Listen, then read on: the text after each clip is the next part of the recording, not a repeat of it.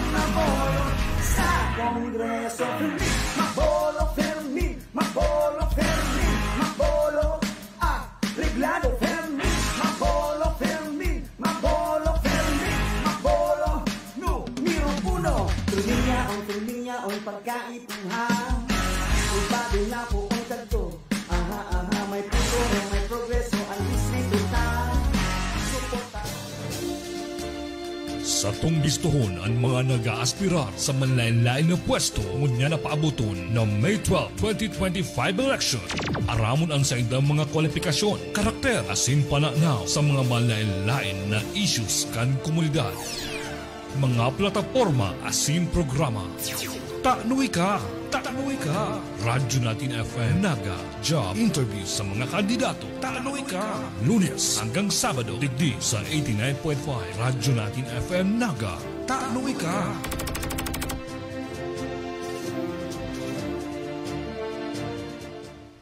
Magandang araw po sa inyong lahat and welcome po sa ating programang Taano Ika, the Radyo Natin Naga Job Interview kung saan po ating kinikilala ng mas maigi ang ating mga aplikanteng kandidato mula sa iba't ibang lugar dito po sa Camarines Sur. At ngayong araw po, nabiyayaan tayo na makapanayam at maisalang sa ating job interview hot seat ang isa sa mga aplikanteng kandidato para congressman ng Segundo Distrito. Ako po si Mama Jana at kayo po ay nakikinig sa 89.5 Radyo Natin Naga. Tayo rin po ay napapanood sa ating FB page Radyo Natin 89.5 Naga at sa ating pong live stream naririnig din po tayo via radyonatinfm.com/naga.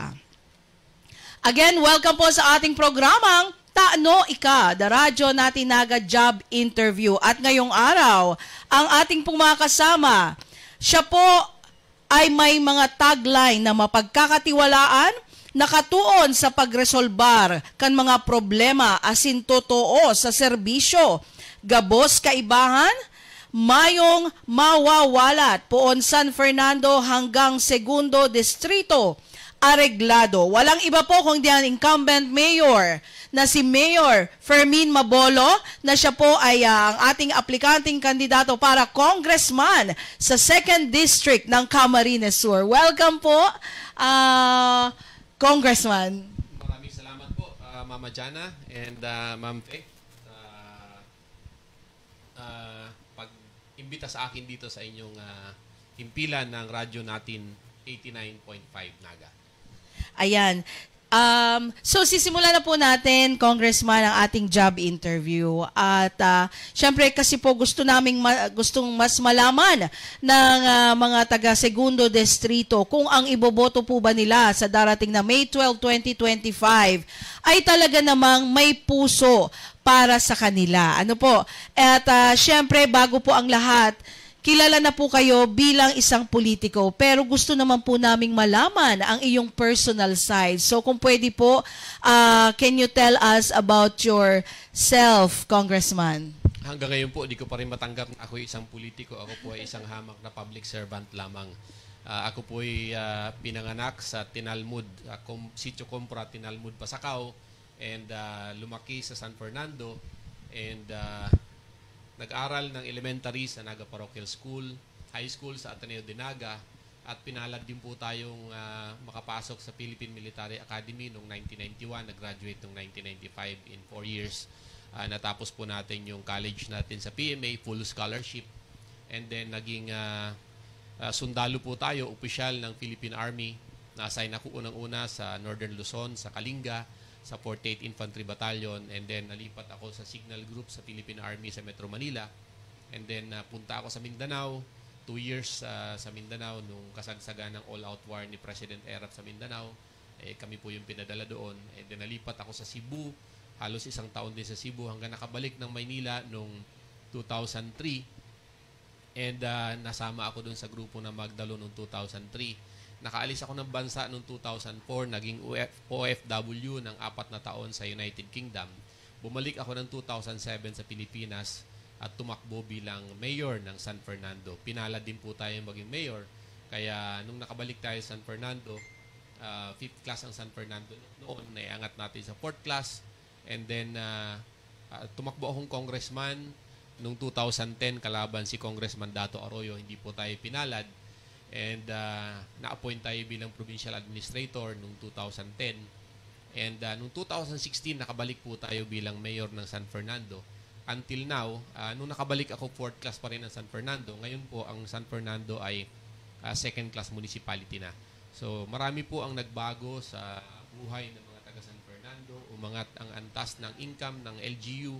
Wala po kaming utang, naiayos namin yung tubig, mga kalsada, at maraming mga benepisyong na naibigay natin sa taong bayan. Ngayon po, magbubukas na ang ating dialysis center, first in the 2nd district. May 10 seats po na dialysis machines na naka-ready na. Meron na kami accreditation sa DOH. Ang inaantay na lang is accreditation sa PhilHealth. And anytime pwede na magbukas ang ating dialysis center. Sa RHU namin, laging awardee. Meron tayong x-ray, merong laboratory. Pangarap namin sunod magkaroon tayo ng CT scan at MRI doon sa San Fernando. So, marami tayong mga iniisip na pwedeng dalin sa 2nd district. Yung mga development na nagawa namin sa San Fernando, yung mga programs, projects, and activities na magaganda, gagawin natin sa buong 2nd distrito.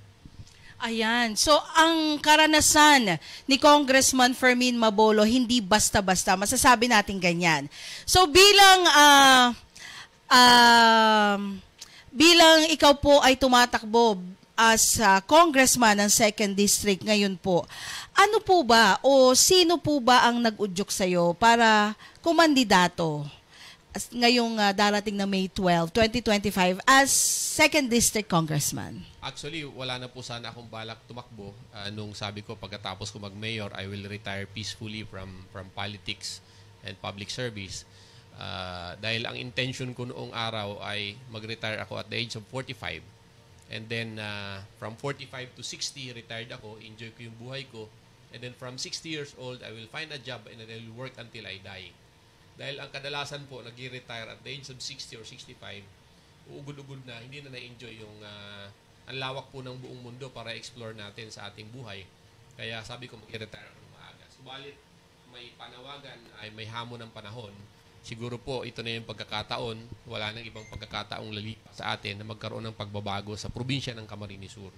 Kung matatandaan nyo po, ako nag-posturing dati, nalalaban akong governor sa Camarines Sur. Dahil alam ko na babalik sa pagka-governor yung dati kong boss na congressman namin sa 2nd district. Nung inaway ako nung dati kong boss, sabi ko, sige, lalabanan kita. Hinamon ako noon ng boxing, kung maalala nyo. Nagkaroon noon ng issue sa local media, social media, magkakaroon ng boxing match si Fermin Mabulo kalaban si El Rey Villaferte, na hindi naman po natuloy dahil hindi naman sumipot yung ating kalaban. Isang pagpapatunay na hindi siya seryoso sa mga hamon na ikinakasa niya. Ngayon po, sabi ko, lalabanan ko siya pagka-governor. Kaya lang, mayroong mga pagkakataon na nagbukas ng opportunity, kailangan may lumaban sa 2nd district. Kaya yung plano natin na mag-governor, pinaubaya natin, nag-giveaway tayo, and mayroon tumayo na pwedeng maging governor nung araw, si Doc Phil Fortuno. So, pinakiusapan namin si Bong Rodriguez na mag-vice governor kay Phil Fortuno. Yun yung unang lakad namin, nag-ikot na kami sa mga barangay. And nailatag na namin na Governor Phil Fortuno, Vice Governor Bong Rodriguez, and Fermin Mabulo ang magko-congressman. Nung time na yon, merong kaming inaasahang tatakbo sa 5th District na magko-congressman or congresswoman sa 5th District.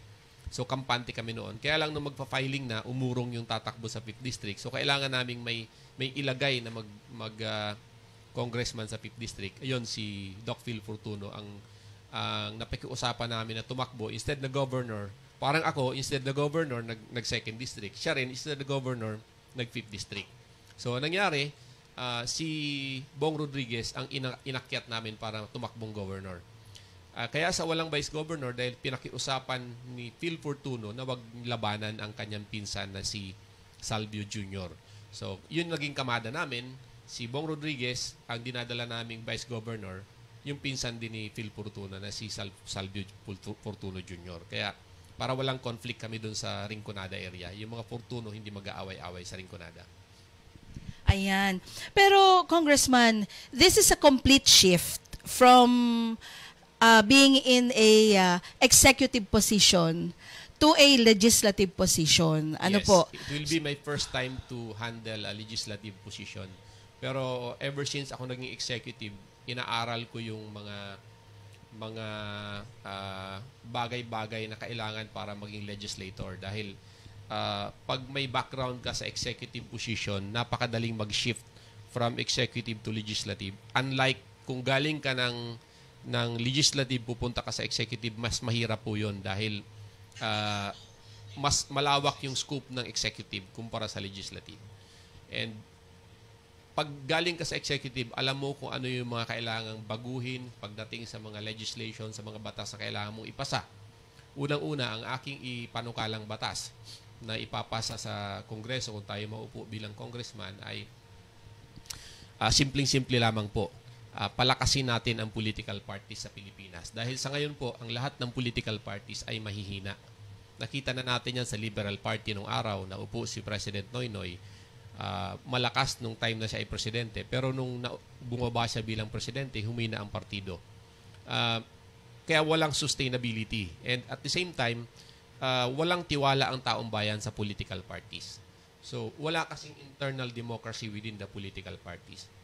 So, ang gagawin natin, sa pagpapalakas ng political parties, dapat lagyan ng pondo ng national government ang bawat political party based on membership. Halimbawa, ang member mo is ang party members mo ay 10 milyon.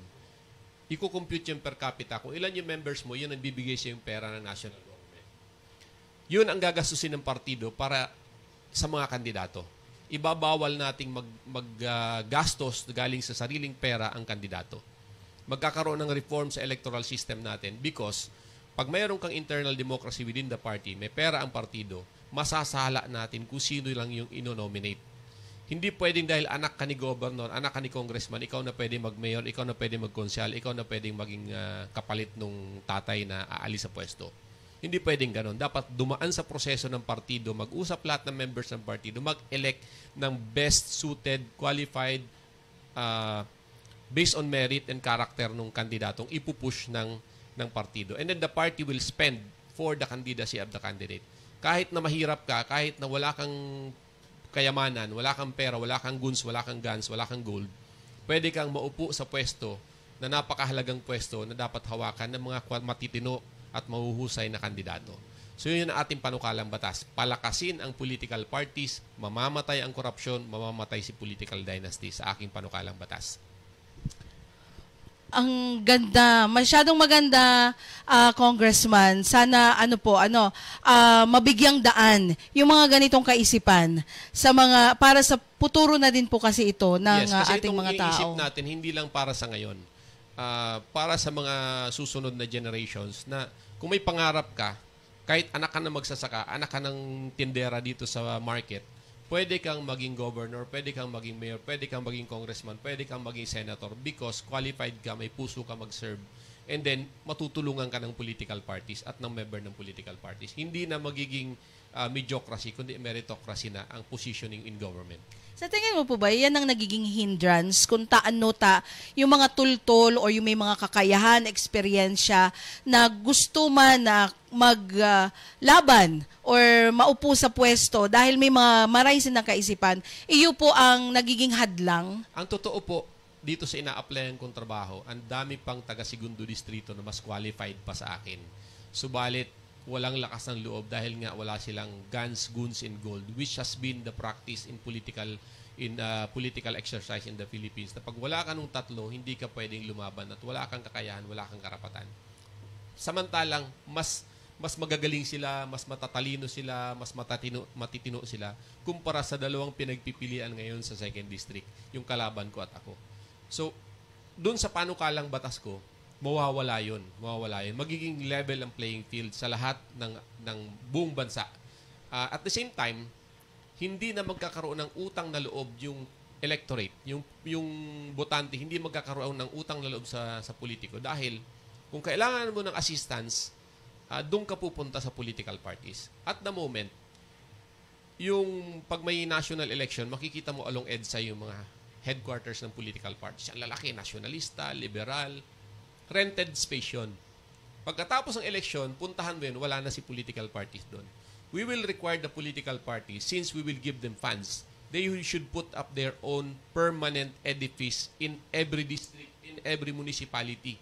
Para yung party members doon pupunta for assistance sa burial, sa educational, sa hospitalization, anumang mga social services sa kailangan. Instead na padaanin mo sa politiko or sa local government na sabog, doon ka sa political parties. Dahil pag ginawa mong ganon, aayusin ng political parties yung serbisyo sa mga members to encourage more members to participate for them to win in an election. Dahil kung sabog yung services ng partido, walang magme-member sa'yo. Wala kang votes pagdating ng election. So, lalakas ngayon, pagalingan maghanap ng pondo outside of their regular allocation from the government. Hihingi ka ng pondo sa private sector. So, pagalingan ngayon, yung mga members mo magko-contribute para lumakas yung partido nyo, magkaroon kayo ng fighting chance pagdating ng election sa Congress, sa Senate, sa Presidency. So, pagalingan ngayon, may enhance yung services natin sa mga tao. Hindi magkakaroon ng utang na loob sa politiko si botante. Doon ka sa partido, magkakaroon ng utang na loob. And then, alam mo kung saan kang pupunta dahil permanent structure. Parang may barangay hall na sarili yung political parties. So, marami tayong masusolve na problema sa simpleng batas na palalakasin lang natin ang political parties and providing funds thereof. At parang dito na natin makikita ang umpisa ng malinis na politiko. Malinis na eleksyon. Napakasimpleng legislation na ipapanukala natin. Mahirap ito dahil maraming mga political dynasties na nasa Congress. Pero dahan-dahan, ipupush natin, isusulong natin ito. At dahil nakikita naman ng karamihan yan na maganda, papasa at papasayan. Kaya nating i-defend yan pagdating sa plenary sa Congress.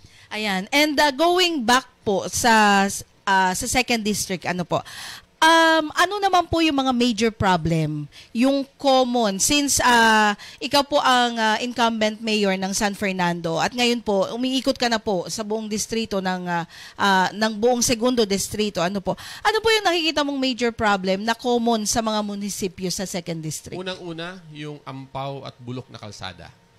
In the past, dahil sa corruption, makita mo, gawa ngayon, sira bukas yung kalsada natin. So, yung ease of transport, ease of going from one place to another, affected na. So, ang laking hirap ng mga taga-barangay natin. Meron pa, yung mga barangay na magkatabi lang, iikot ka pa sa 3 barangay bago ka makarating mo sa katabing barangay dahil walang interconnectivity. Nagawa natin yan sa San Fernando. Nung araw, nung ako yung upo bilang mayor, 2 araw bago ko maikot yung 22 barangays. Ngayon po, 1 araw na lang, nakasakay ako sa sasakyan ko, naiikot ko lahat ng barangay dahil interconnected na yung mga barangays namin with good roads. Meron pang mga kailangan trabahuin, pero dahan-dahan nagagawa natin, susolusyonan natin yung mga problema. Nung araw, ang dami pang mga kalsadang talagang maraming potholes. Ngayon, naayos na natin yung karamihan. Marami pa tayong dapat ayusin.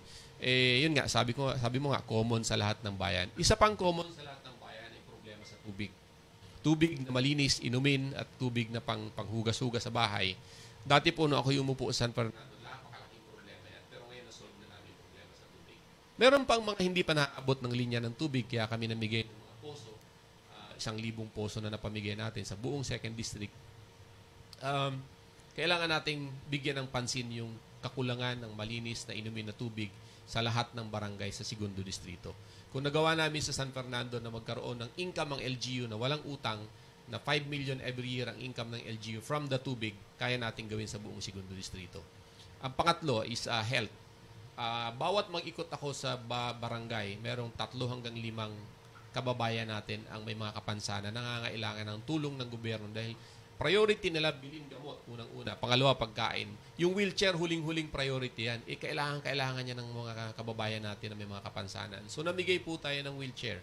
Almost 1,000 ng wheelchair na pamigay natin sa buong Segundo Distrito. Ang dami na nating natulungan na nangangailangan na tulong sa health, especially yung assistive device, wheelchair, saklay, etc. After election ngayon lang po, mayroong election ban kaya hindi kami mamimigay muna ngayon kasi baka ma-foul tayo. Pero after election ban, tutuloy po nating advocacy. Marami po tayong mga kaibigan na nagbibigay ng tulong, nagdo-donate ng mga wheelchairs na pwede nating ibigay sa may kapansanan. Itutuloy-tuloy po natin yan. Siyempre, yung mga facilities natin sa health, meron tayong district hospital pero kulang na kulang sa kagamitan, kulang sa personnel. Yun ang palalakasin natin, ayusin natin yung district hospital. Maglalagay pa tayo ng iba pang hospital sa mga bayan-bayan para hindi na magko-congest sa BMC. Ang makakalungkot lang po kasi yung Bicol Medical Center natin, regional hospital yan. Pero magtanong ka kung may taga-Sorsogon dyan, wala po. Dahil napakaganda ng Provincial Hospital ng Sorsogon, pati Cam Norte, napakaganda ng Provincial Hospital nila. Even better facility than the BMC. So, hindi na sila kailangan magdala ng pasyente dito. Sa atin, wala tayong Provincial Health Officer, wala tayong Provincial Hospital na matino. Yung nasa Bula, pagpunta mo doon, bagsak-bagsak yung mga kisame, walang matinong serbisyo. Yun ang aayusin natin. Sa tulong ni Governor Bong Rodriguez at ng mga congressman, ng 5 congressman ng 2nd District, na kasama sa Team Reforma, aayusin po natin lahat yan, yung health facilities natin, bibigyan natin ng pansin. How about po yung naging epekto ng Bagyong Christine? Kasi lahat po tayo, hindi lang Naga, pati yung mga katabing mga municipalities. Ano Nakakalungkot nga, Mama Jana, dahil tingnan mo ang budget ng national government. Maraming insertion ng ating mga congressman dito sa Camarines Sur. Sa 5th District pa lang, parang 1.8 billion ata ang alokasyon ng congressman doon para sa flood control project. Sa 2nd District, halos ganun din ang amount. Kaya yung mag-amang congressman natin dito, sila ang tumiba sa flood control projects pero binaha tayo.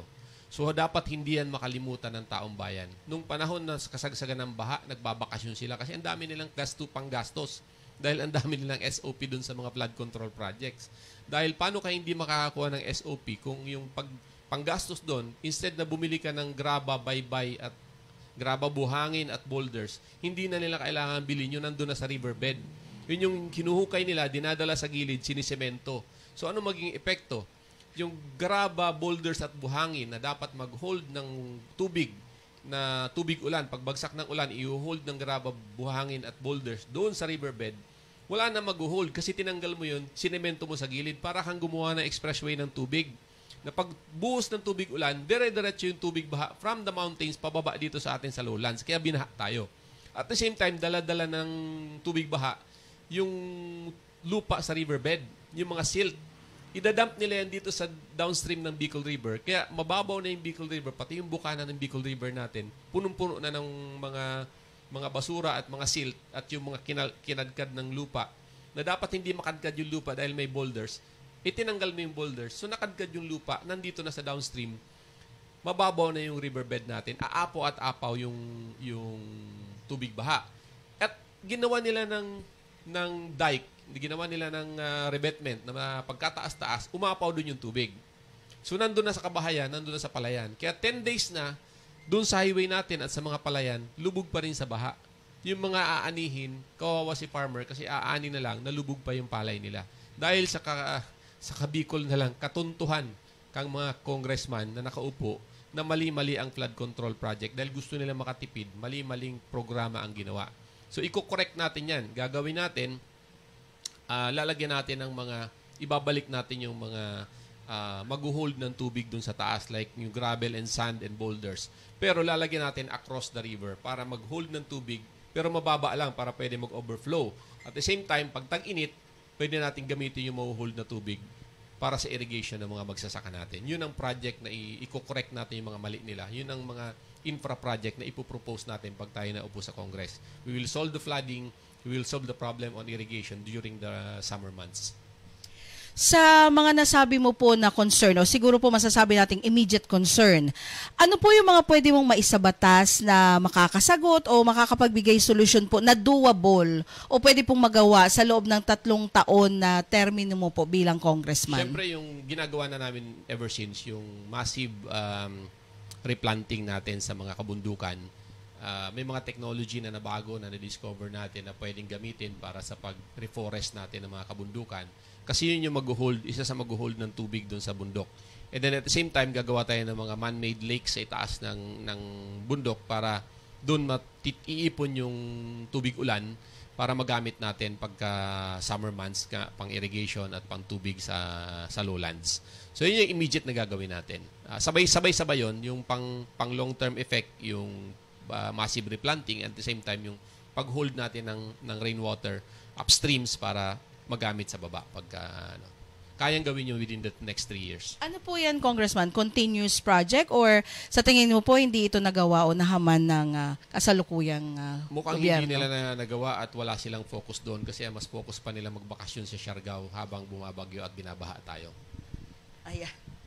So kung palarin ka po, Congressman, di ba po sa House of Representatives may kanya-kanyang komitiba din po silang hinahawakan. Ano po yung gusto mong makaputan sa Kongreso para makatulong po na ma-realizar o maisakatuparan yung legislative agenda para masolusyonan po yung mga problemang nabanggit mo po para sa 2nd District ng Camarines Sur? Sa akin, dahil galing ako sa executive branch, siguro local government. Kailangan na din natin palakasin ang local governments para matugunan yung pangangailangan ng taong bayan. At the same time, mabigyan ng kaukulang pondo yung mga immediate concerns ng ating mga kanayunan. Yung mga programa naman po, anong mga programa po ang pwedeng nakapaloob doon sa imumungkahi mo pong batas bilang solusyon sa mga problema po na kinakaharap na pwedeng i-implement sa 2nd District? Actually, ginagawa na namin sa San Fernando. Nag-start kami ng 2016 yung programa natin sa livelihood tungkol sa cacao industry development. Kung makikita nyo po yung Davao City, sila yung pinakamalakas na producer. 80% of the chocolates produced locally is coming from Davao City. Kung makakat lang tayo doon ng 20 to 30%, gawin natin sa Camarines Sur. Malaking bagay sa local economy because high value ang cacao. Maraming pwedeng pakinabangan sa value chain ng cacao, from seedling production, from the chocolate making. Ngayon, ginagawa namin San Fernando, pati yung dahon, ginagawa na namin pera. Through leaf fossilization, ginagawang mga lampshade, mga wallets, bags, and etc. Mga handicrafts na high value din, mahal ang presyo. Kaya marami na nakinabang sa aming cacao industry development San Fernando. Palalawakin natin yon para maraming matulungang mga nanay, mga tatay na gustong magkaroon ng sustainable livelihood at karagdagang kita. Nako, Congressman, pwedeng-pwede yan sa negosyo ng radyo natin. Ano po? Anyways, mga kaibigan, napakinggan po natin ang kalahating bahagi ng application platform ng ating aplikanteng kandidato para Congressman ng 2nd District ng Camarines Sur. Walang iba po kung hindi ang incumbent mayor ng San Fernando na si Mayor Fermin Mabolo. Ano po? Magbabalik po ang ating programang Taano Ika, the radyo natin Naga Job Interview. Makalipas lamang po ng ilang sandali, kaya wag po kayong aalis. Sa tunggistuhon ang mga nag-aaspirar sa manlain-lain na pwesto ngunya na paabuton ng May 12, 2025 election. Aramon ang sa indang mga kwalifikasyon, karakter, asin pananaw sa mga manlain-lain na issues kan komunidad. Mga plataforma asin programa. Taanoy ka! Taanoy ka! Radyo natin FM Naga Job Interview sa mga kandidato. Taanoy ka! Lunes hanggang Sabado, digdi sa 89.5 Radyo natin FM Naga. Taanoy ka!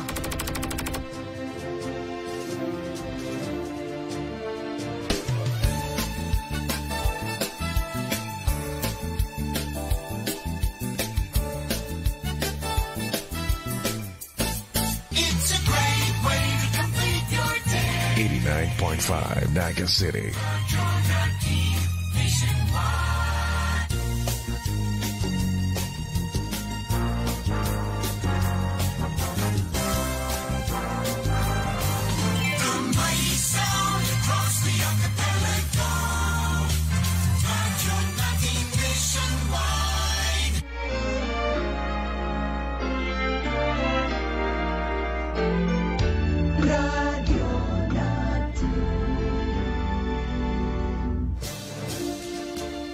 Sa tunggistuhon ang mga nag-aaspirar sa manlain-lain na pwesto ngunya na paabuton ng May 12, 2025 election. Aramon ang sa indang mga kwalifikasyon, karakter, asin pananaw sa mga manlain-lain na issues kan komunidad. Mga plataforma asin programa. Tanuwi ka! Tanuwi ka! Radyo Natin FM Naga Job Interview sa mga kandidato. Tanuwi ka! Lunes hanggang Sabado, digdi sa 89.5 Radyo Natin FM Naga. Tanuwi ka!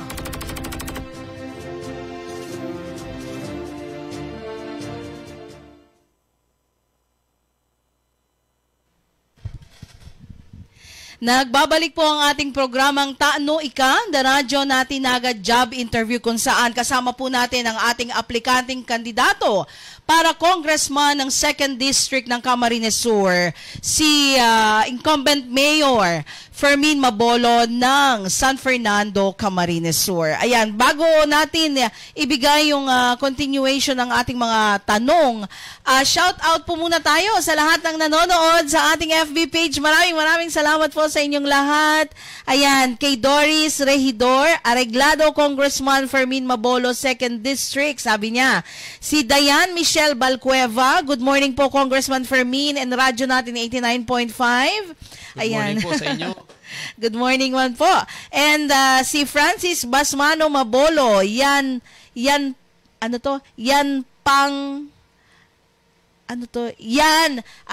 pangbato me. Ayan. At hello rin kay Ryan Jose Mabolo Mayores. Ayan, yan ang samuyang congressman. At yung sa iba pa po, hello po sa inyong lahat kay Ma'am Vicky Gumabaw, hello po. Kay Jonalyn San Lorenzo, sa boses nin Banwaan, kay Sir Rickmar Guevara. Si Kagawad. Ayan, at kay Rodel Benitez, Lisel Durante Ondevilla, R.R. Calisura, Princess Abiera Noliora, Mark Jopet Villanueva, Polon Lipa Arnold, Lime Romero, Edna Suayan, Claire Olvido, Kisi San Antonio, Rico Buban, Sumbico, John Paul Pedraza, Julius Cesar Orquita Nuis, Gary Albo Bersuela, Juno Orilio. Ayan, si Kagawad. Board member. Ay, si board Juno. member. Ayan, si board member. Rachel Ann Coros Polon, Tricia May Tibungkog Orias, No Pia. Ayan, maraming thank you po sa inyong lahat. At please continue sharing ito pong ating programa, lalo na po itong interview natin, job interview natin ngayon kay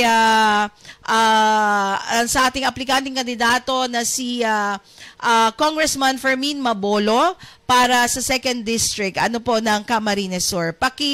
Continue lang po ang pag-share para mas malaman ng mas maraming tao, lalo na po ng ating mga botante, lalo na't malapit na ang ating eleksyon. Para naman mapag-isipan ng maigi kung sino po baga ang karapat-dapat na ilagay bilang congressman sa 2nd Distrito. Ngunyan po, Congressman, kamusta naman po ang sa imong pag-ikot-ikot bilang first-timer candidate sa congressman, as congressman ng 2nd District? Yun po, kamusta po yung pagtanggap sa iyo ng mga tao? Actually, second time ko na po mag-run for congressman ng 2nd District. I ran in 2010 against Congressman Dato Arroyo.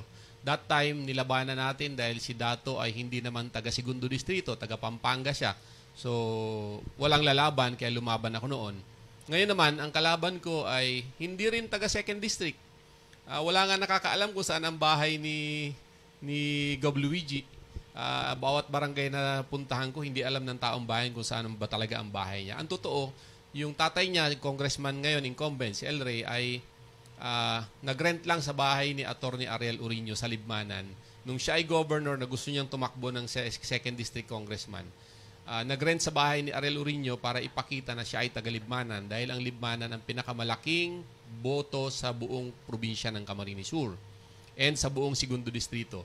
So, nag-rent lang ng bahay para ipakita na siya ay taga-Libmanan. Pero hindi naman talaga sila taga-Libmanan. Taga-Ayala Alabang sila, taga-Pili. So, pinaniwala lang ang mga taga-2nd Distrito na sila ay taga dyan. Ngayon, lalaban ulit tayo para ipaglaban ang 2nd Distrito, maibalik sa tunay na taga-2nd Distrito. Ako po ang tunay na taga-Libmanan. Kung yung kandidato natin doon na mayor, si Mayor Son Marfil, ay anak ng Libmanan, aki kang Libmanan, si Fermin Mabulo po ang apo ng Libmanan, makuapo o kang Libmanan. Ang lolo ko, si Claudio Mulleda, nanirahan sa Taanag, Libmanan, Camarines Sur.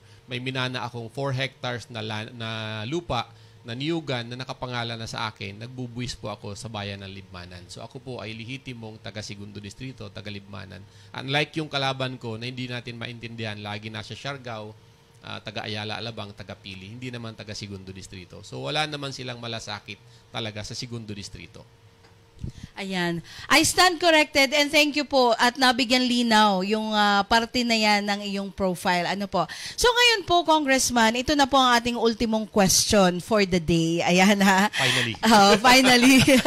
At ito rin po ang gustong malaman. At ang sinasabi ng iba naming mga nakatukaw na rin po sa ating job interview na ito yung pinakasimpleng tanong pero ito yung pinakamahirap sagutin.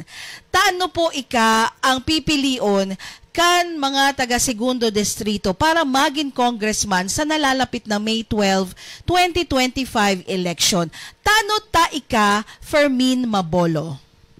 Simpleng simbag. Taano tabako? Taano tabako? Nasabi ko na po unsubago si mga qualifications, si mga rasones kung taano nagdadalagang kita. So ako mahapot sa Indo sa mga taga-2nd Distrito. Taano tabako si Fermin Mabulo? Nanyaon man lang, lehitimong taga-2nd Distrito, kwalipikado, mayo lang pambakal nin boto. Pero maserbi nin tunay, maserbi nin totoo, na pahiling ko na ang resibo sa Banwaan ni San Fernando, kaya tang gibuhon sa 2nd Distrito. Yun lang po. Maray na aldaw. Salamat. Mabuhay. Areglado. Anong numero po, Congressman? Numero 1 sa balota. Ayan, numero 1 sa balota. Congressman Fermin Mabolo, Team Areglado. Team Areglado, Team Reforma.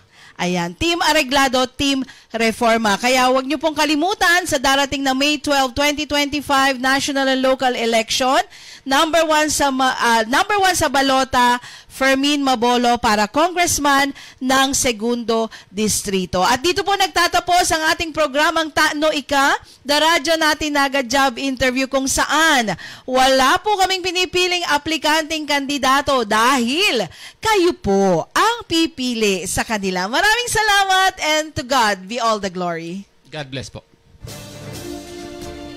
Sa tunggistuhon ang mga nag-aaspirar sa manlain-lain na pwesto ngunya na paabuton ng May 12, 2025 election. Aramon ang sa indang mga kwalifikasyon, karakter, asin pananaw sa mga manlain-lain na issues kan komunidad. Mga plataforma asin programa. Taanoy ka! Taanoy ka! Radyo natin FM Naga Job Interview sa mga kandidato. Taanoy ka! Lunes hanggang Sabado digdi sa 89.5 Radyo natin FM Naga. Taanoy ka!